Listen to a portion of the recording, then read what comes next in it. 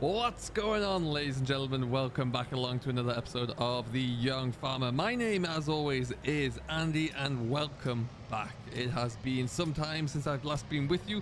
I apologize. It's been awfully busy there. Hopefully some of which is going to become very clear in about the next 5 or 10 minutes or so. We have been working really hard there, and today is no exception. We're up early this morning. We've just been out for a bit of a drive to a dealer's, where we've just put our name down on a new Heath Bale Chaser, which hopefully we should be getting in the next in about 2 or 3 weeks. Right in time for busy season really with us. Here we are in late spring at the moment there, and summer's just around the corner. As you can see, crops are starting to turn to that lovely golden yellow, and we're going to be hopefully taking advantage of that. But first, boy oh boy, have we got some changes to run through with you. We're going to head on up to the yard there. Personnel wise, let's start off with that one. We've seen a few new drivers coming in. I've seen some of the old drivers go on separate ways, which is fine. It's been there was no bad splits there or anything. It was just time for some of the fellas to move on, which I can totally appreciate. They're onto some new experiences there, which is great for them. It really is. So, but yeah, we've got some good members. We've got some good drivers on the side here now, and it's going to be. I'm looking forward to see how it goes. Really, work has picked up exponentially. Really, I think it would be fair to say. Since you joined us, we've picked up a new tractor. That's in the fleet now, and it's looking good. We have sorted out a few upgrades here and there. There's been a few new bits of equipment in. Ooh, come on here, and there's been a major change up as well. So I can't wait to show you what that looks like, and we're going to get stuck into that one. We're just going to pop up to the yard there now and have a look at it all. We've kind of really pushed the limits of what the business can do. We've expanded quite a bit. We've been able to expand because of a lot of work that's been coming in, and we're going to kind of have a look into what that looks like. So yeah, we've also later on in the video today here, we're going to go for a bit of a drive because we've picked up some new land recently. It's not our own land by any stretch, but there's land that we're going to be farming for some doing a lot of contract work for somebody. It's a dairy farm not too far away from here, so we're going to go and have a look at that as well, because it's going to be it's going to be potential to have a lot of work to do for it. So we'll see how that goes, and we'll hopefully it's a great start. We signed up on the paperwork there the other day, so we'll be heading on over there soon because he's got some there's some grass work to be done. I'll get some pit silage in, which I've been trying to figure out how I'm going to do that because I do not own a forager yet. Emphasis on yet, but boy oh boy are we trying. Now we're going to park this here. As you may recall, one of the last updates we made to the yard, we kind of extended this out as a bit of a trailer park here. In theory, that's still something we can do. Right now, the Dutch barns don't have any straw in though, so it's we're just keeping it around there. And now, as you can see, the faithful 650 class is still with us. We haven't got rid of the Arian. We're keeping hold of that one, but crucially, this is one of the only few chances that you'll see this tractor in the yard. Now, the reason for that being is that we have a contract in place now with one of the local councils where they're actually going to lease this and hire this tractor off us with the mowers on there so they can do their own work. And yeah, they're going to look after it, and we're going to maintain the tractor every so often there, and that is it done. So that class is going to be leaving out of the yard here and making us a consistent little bit of money coming in there. So really nice to have that one. Really good. Now you'll see right next to it, we have gone into butterfly mowers. Now, we did own the front mower. That's something we've had since last season, and then we had a Kverneland trailed mower here, and just thought that we were putting 2 rows into one there because it had the auto swather on the back, the major. But yeah, we've got a lot more output, a lot more land to work through, so we needed the capacity here, and this is it. This has been absolutely perfect for what we need, and this is going to be, or will be perfect. This is what we're going to be using for the first time this summer. So it needs it's going to be a good break in there. We've got a lot of grassland to go over at the new ground as well, which we're going to have a look into there. But there's a lot around here in the Bay Area as well. So and we still do farm the estate land over at Charwell as well there. So there's lots for us to go on with, and I think it's going to be a really interesting summer for that. We still have a lot of the same equipment there. We've got 2 sprayers, but things have changed. Now we were predominantly what would it be? We were a class in a New Holland and a Unimog farm. Well, we have kept the Unimog. It's actually going to service at the moment because it has a lot of heavier brakes on there. We actually send it out for a service, and we don't do that one ourselves here. So that will be coming back with us soon. But ladies and gentlemen, we no longer have any other class tractors apart from this one. We don't even have any more New Hollands. We had a T7 that we bought there. We liked that a little bit there, but once one of my drivers left, it kind of lost some of its usage there. We had a young chap by the name of Colin here. He was using it, he liked it, but then when he moved on, it wasn't really a fun favorite. So we got rid of it. And look at what we have instead. We have got a brand new case fleet. Now you may remember we had the telehandler here already. Love the telehandler there. It's an absolute gem of a machine. So much power under that hood, and it served us really well. But crucially, the reason why we now have a whole fleet of case tractors is because the service in the backup I got from the dealership when I purchased this was second to none. It's been a really good reliable backup there. And then the class dealership moved away. The local dealership, Rickaby's, lost the license for class, so but they were still able to kind of service for a little bit, but then they lost the service license as well. So we were a little bit stranded. The nearest class dealership now is about an hour and a half away, which is not really very good when you're trying to run a business. So we had a few options to make. A couple of hours, we had two Axions, you may recall, and the Arian. Obviously the Arian is over there still. So we have gone up one more tractor, and that is something that we have the workload to do. They're all sitting under the shed here still because it's still nice and early. It's about 8 o'clock in the morning at the moment, so the lads haven't come in to shift them. Because, and to be honest, we're in a bit of a down day today. We've got a few maintenance things to look into, and we're going to take it from there. But yeah, this is our lineup now. We have gone for our maximum here is the 145. This is actually chipped or turboed up to about 175, so it's in the range of that T7 that we had there. But front loader on there as well. It's a nice little nimble tractor, actually. It does a grand job. Really is good to put on the front loader if we need to.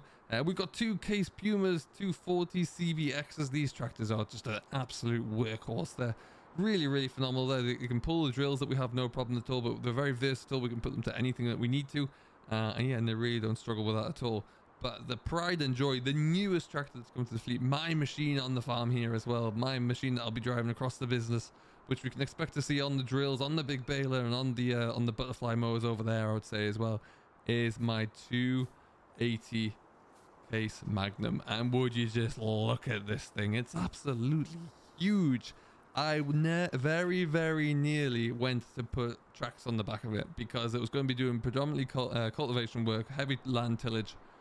But then we pulled away from that last minute there because I thought, you know what? No, we can put it onto a baler. We can put it onto the butterfly mowers as well.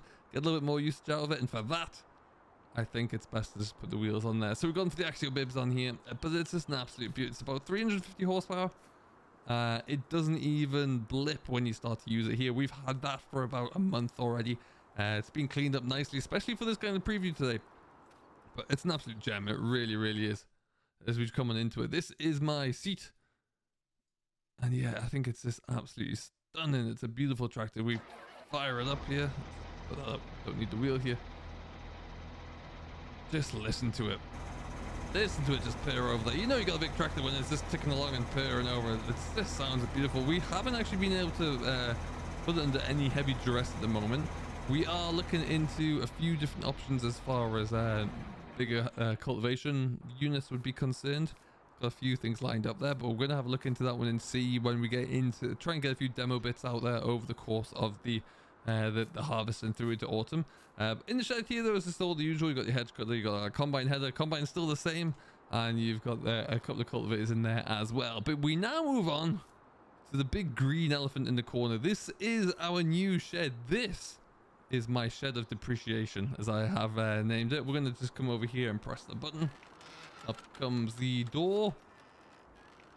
We have all this kit tucked inside of here. So we've got our same self-propelled spray. The Amazon Pantera has the hours racking up on it, I must say there. But yeah, it's been a gem. Looking to try and demo an Agrifac sprayer, to be honest. I've heard a lot of good things about those, but we just can't get my hands on the demo at the moment. So such is life. We'll hang on and wait, and we'll see what it looks like. But yeah, so far, bear in mind I picked this one. This was an ex-demo when we got it there. But yeah, it's been doing a thorough job anyway.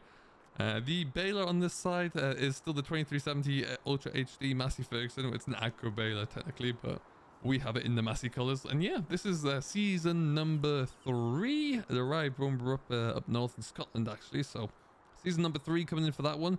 Still going very well. We're picking up a bale chaser to go with it there. Again, I have designs in the future to maybe move for a chrome big pack. We'll have to wait and see, but for a couple more seasons yet, that will continue to do me very well.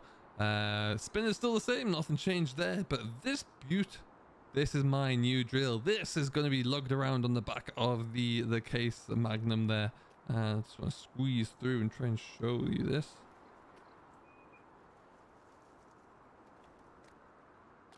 It is a cross-slot drill, so it's a direct drill. You can drill in cultivated ground, but it works best on hard ground, which has yet to be turned over. Really interesting concept. It's worked very well. This is a Novag drill, but essentially there you are creating a tiny little slit in the soil. Seed gets put in, and the wheels on the back press it all back down again as well. So you're really barely disturbing the soil. It's working an absolute treat.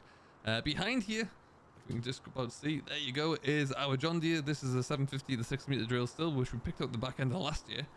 So we now have those two drills. We've also got the 4 meter conventional drill as well there, which is going fine. We've got a plow in the corner you can't quite see, and then the same our New Holland combine as well, which was new last season. We're going to get a few more acres onto that this year, no doubt, but we'll be looking good there. And that's pretty much it, folks. That's the equipment. But the big thing is that, yeah, we have moved over to case, and frankly, I'm delighted by it. I really am. Let me know down below in the comments there. I'll be sure to keep an eye on them, just about what your favorite bit of equipment is there, and if you like any of these, if you own any of these, really would be very interested to know. But yeah, can't wait for them. Really are a great fleet.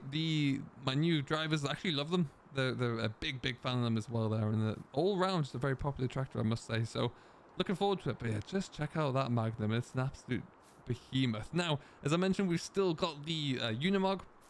We keep that for doing a lot of straw hauling, especially when we come back to here.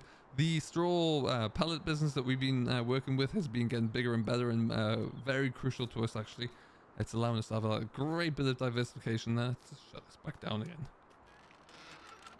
All that equipment in there is great, but my word, does it depreciate. Heavens above. Anyway, we are, yeah, well, the straw business is going well. There's a John Deere down there, the old 4955, which just keeps chugging over. But yeah, we just needed to really kind of get a more reliable fleet for us at the moment there, which we've done. And yeah, so we spend a lot of time hauling straw around here. These Dutch barns will pretty much, for the most part, be completely full, and we'll be utilizing some storage elsewhere as well, just so we can get enough straw undercover for us. Oh, there's a train going through there. And then yeah, hopefully, I'm having thoughts and feelings about the possibility of looking into how well we can cart silage. I know we're going to go and have a look at the job now on the new ground, which is going to require a little bit of, we're going to be carting silage, and then I need to try and find someone who can come in and bring a forager with us, with them for us, really. So now, ideally, I keep going backwards and forwards. We're going to get in the truck, so we're going to go for a drive. I go backwards and forwards at the moment on whether or not I need to acquire a forager somehow. Maybe it's this leaseholding for the season, which is probably the smartest move. And then we'll kind of figure out an idea from there. But yeah, I have a couple of customers who would like forage work being completed, and then I still have a lot of customers who prefer baled silage work as well. So we'll have to see. I think the customer we're going to go and pop over and see there now is actually has maize ground as well as grass silage to do as well. So obviously there's some work coming through for it, put it that way.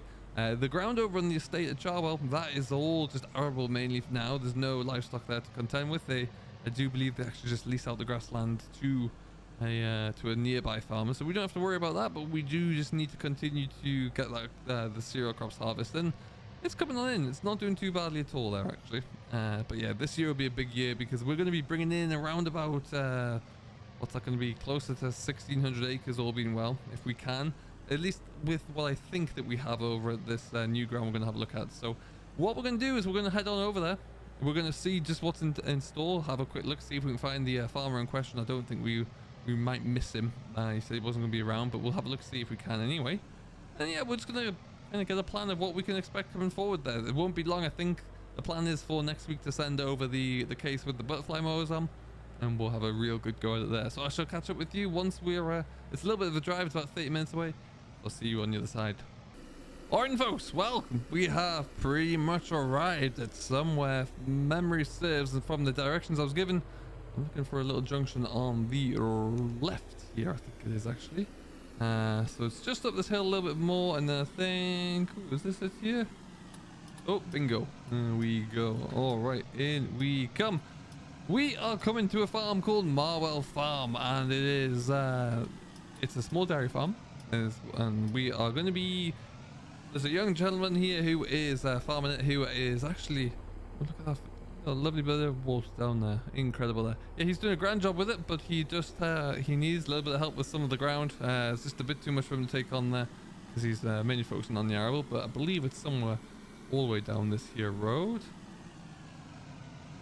A nice little abandoned shed in there somewhere. But yeah, so I was kind of introduced to him through a mutual friend of ours, or a client of mine as well. And yeah, we are, yeah, it seems like we're going to be able to get a bit of work done here. There's a lot of grassland. He does have a lot of cattle, so it's going to be predominantly getting on with some grassland first. And as we come on in, got a bit of gear here already. So let's, now he said he might not be around, and that does look like it's a bit of the case at the moment. And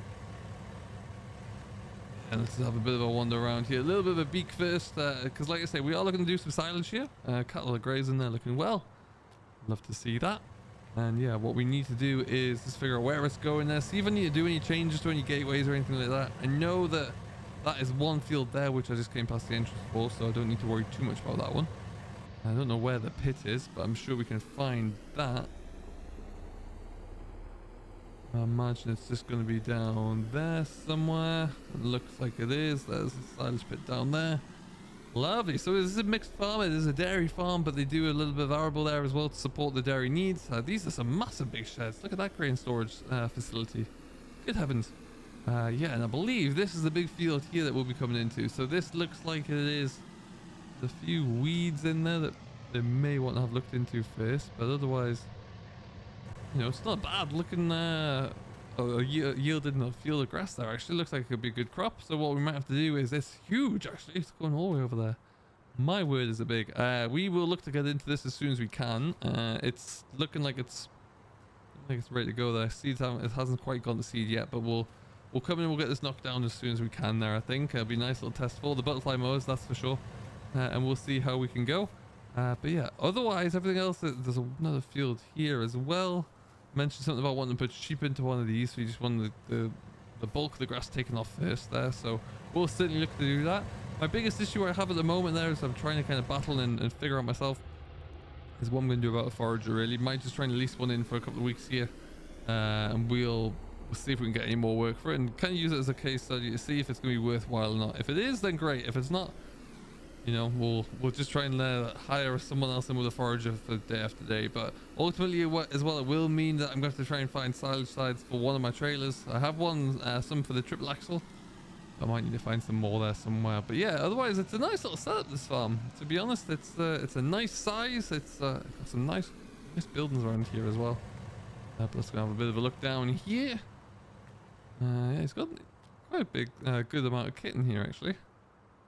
And what else have we got? There's our silage pit there, which is looking all but empty at the moment, so that's ready to go. We'll have to get ourselves into that one nice and quickly. Oh, I hear some cattle going, which is good. But yeah, so this is going to be one of the new tasks that we'll be cracking along with there. We just need to make sure that we can keep the team working really. We have a good team of drivers now. Got another 3 workers with me who you'll see bits and pieces of occasionally there, but quite often it'll be me out on my own as well. But yeah, business is growing. Things are going very well. Happy with how it's going. I'm hoping that maybe, you know, we need to get someone who's going to be more of a full-time sprayer driver in at some point here, because yeah, we are seeing a lot more sprayer work coming in, but that's wouldn't quite be full-time. There's not enough calendar work for a sprayer, so we'll have to try and figure out a balance there somewhere and see what that looks like. But well, within our possibility, that's for sure, and I think we'll just have to kind of figure that one out as we go. He's got some nice tractors around here. He's got a nice mix. Oh, he's got a good case there as well. I think, is that a Vestrum? Yeah, he's gone for a little Vestrum there. Nice. Good choice. So yeah, what we're going to do is have a bit of a drive around the area here. Check out some of the other land as well. I don't want to film too much around the farm when he's not here. I don't think that's quite right, but we will, yeah, we'll go and have a bit of a check-in on some of the land. There's a field of oats over here as well. He does have his own combine here, but he has mentioned from time to time he will be needing a bit of help with that. So we are in a good position to help there for sure. And we'll see how we look. But yeah, what I do like is come through here. There's a few little grass paddocks around here, which are just sensational. Really nice little views. I wonder if there's any fish in that little lake there. Find out one day. But yeah, otherwise grass is looking good. A lot of grassland to go at as well there, and we will do our best to get cracking along with that as soon as we can. For right now though, we're going to probably leave this one here as I go back and get myself ready, get the team out for the day, and we'll see what the day brings. But yeah, we will be coming back with you sooner rather than later, probably over the course of the next few days. So I do hope we will see you then. I'd love to hear any of your thoughts on the new fleet, on any of the upgrades there, and any of the future plans.